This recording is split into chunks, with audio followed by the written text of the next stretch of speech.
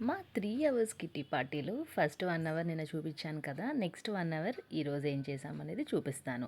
మేమిలా యూనిక్‌గా same dress వేసుకోవడానికి గల రీజన్ కూడా ఇదే అనమాట. ఇలా కార్తీక మాసం లాస్ట్ డేస్ కదా అని ఇట్లా దీపాలు వదులుతాము అరటి కప్స్‌లో అనేసి ఇట్లా ప్లాన్ చేసుకున్నామనమాట. ఇంతకీ పోలి పాడ్యమి ఎప్పుడు అని అనుకోని చాలామందికి డౌట్ ఉంది కదా!